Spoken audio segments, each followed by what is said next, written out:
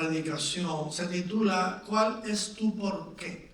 Si tú no tienes un porqué definido en tu cabeza, a lo mejor lo tienes definido para tu trabajo, tu vocación de vida, a lo mejor está claro por qué tú luchas tanto y tienes 2 y 3 trabajos. Una vez hablé con alguien, en 3 trabajos, tenía 2 en la semana y 1 el fin de semana. Dice, tú no duermes, no duermes. ¿Por qué? Dice, porque quiero traer a mi familia. Me voy a partir la espalda hasta que venga. Y cuando todos estén aquí, yo me quedo con un solo trabajo. Hay porqué muy oscuro, ¿no? Hay gente que decide luchar, persistir, nunca rendirse porque le quieren demostrar a alguien algo. A lo mejor les hicieron sentir mal. A lo mejor los hicieron sentir inferiores, a lo mejor los hicieron sentir humillados, a lo mejor les hicieron sentir que no valían nada. Y han decidido que tienen que demostrárselo. Entonces, ¿eso por qué? Ningún psicólogo te va a recomendar que hagas eso, pero esa es una de las razones por las que tanta gente lucha, ¿sí o no? Vivir para demostrarle a otros. Y hay otros que tienen un porqué peor, incluso los que dicen para vengar. Se lo quiero restregar en su cara. Es una frase que yo conozco de niños, para restregárselo en su cara. Ese es otro porqué. Una fuerza tremenda, los porqués vengativos son fuertes, pero todos son tramposos, todos son engañosos. Y la gente que vive con esos porqués va a ser muy infeliz, la verdad. Hay quienes tienen el porqué de ser mejor que los demás. Voy a superarlos a todos y no me voy a detener hasta que no llegue a la cima para poder mirar para abajo al resto y decir...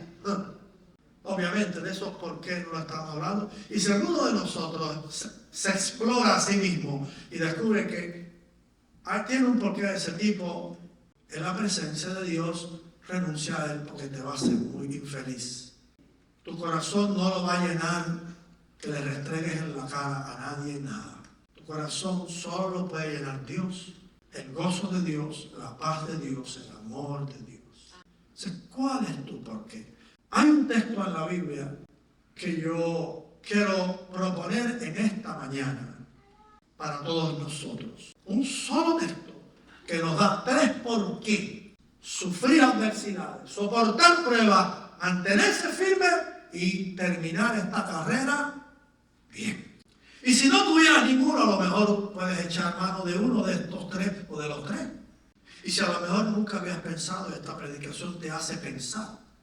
Y esto también te ayuda a tener bien claras las cosas en cuanto a tu relación con Dios. Porque cuentas claras, ¿qué dice el dicho? Conservan la mitad. Y el texto se van a caer para atrás, porque todos se lo saben. Encuentra en 1 Corintios capítulo 13.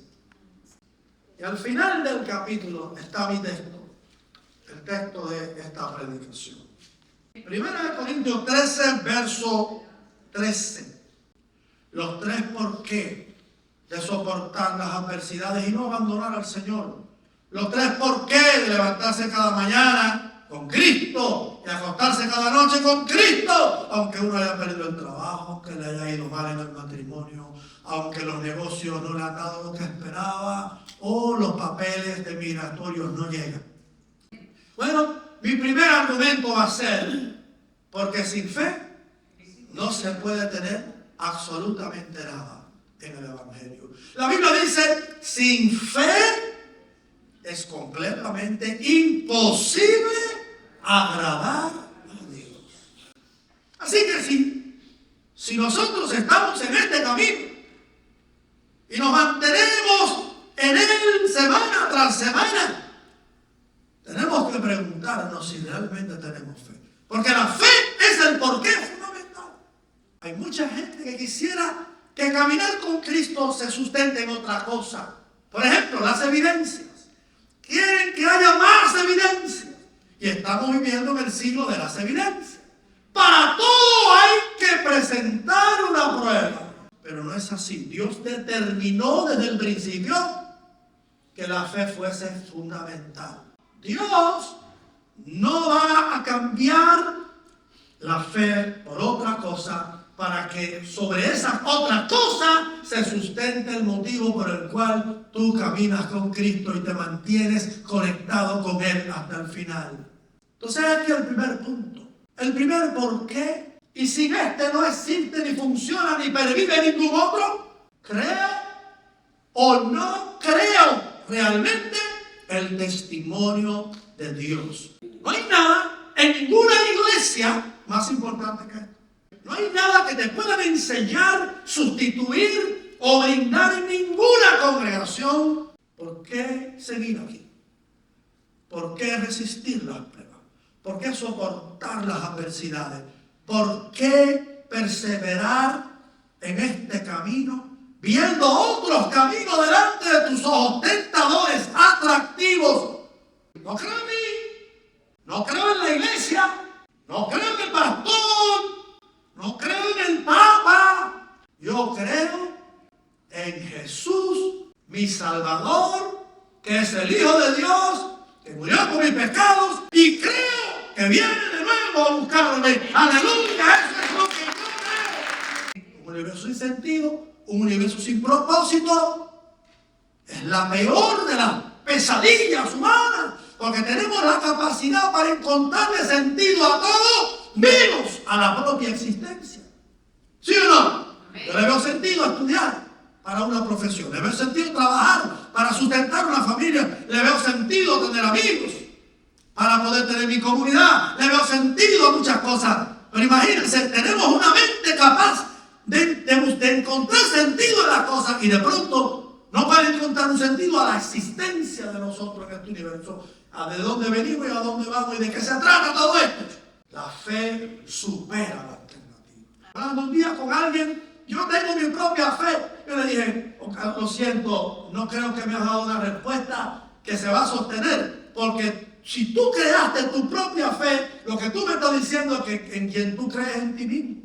Para mí, la persona que cree solo en sí mismo es una persona un poco tonta, porque sí mismo no es nada comparado con todas las fuerzas, realidades y situaciones y vicisitudes que se mueven en tu universo, que pueden aplastarte a ti, porque tú no eres capaz en este universo de resistir, soportar y vencer las monumentales fuerzas que se mueven a tu alrededor. Y los emperadores pudieron hacer siempre lo que querían. Ni los más poderosos de la tierra pudieron siempre lograr lo que querían. Napoleón, el invicto general francés, pensó que podía someter a Europa bajo su bota y el invierno ruso lo derrotó. Y me dirá, pastor, ¿y en qué se sustenta esa fe? Porque yo tengo que saber si mi fe tiene un sustento. Porque no puedo pensar que no lo tiene. La gente describe la fe como algo sin sustento. ¿Sabe cómo describe la gente la fe? Como un salto en el vacío. Cierra los ojos, aprieta los dientes y salta al vacío. No. La fe del Evangelio no es así. La credibilidad de Dios. La segunda que define ese texto es la esperanza. La esperanza y la fe son hermanas. Se parecen tanto que a veces nosotros no sabemos distinguirlas. De hecho, en la única definición de la fe que hay en la Biblia, están mezcladas. En Hebreos capítulo 11, versículo 6, es pues la fe, la certeza de ¿qué? Ya metió la esperanza en el potaje. Pero sí se distingue, porque la esperanza tiene que ver con el futuro. La fe no siempre tiene que ver con el futuro. La fe tiene que ver con cualquier tiempo, pasado, presente y futuro. Pero la esperanza solo tiene que ver con el futuro, ¿sí o no? Porque la esperanza es la seguridad de que aunque no lo tengo ya, aunque no lo puedo palpar, aunque no lo puedo contener en mi vida, tengo la total seguridad de que lo voy a recibir porque se me ha prometido. La Biblia dice, el que en él creyere no será avergonzado jamás. Y amados, la esperanza es clave para no derrumbarse ante los golpes de la vida. En 1 Tesalonicenses, capítulo 4, creo que es el 4, o el 3 o el 4, uno de los dos capítulos, el apóstol dice, hermanos, no se entristezcan como los otros que no tienen esperanza.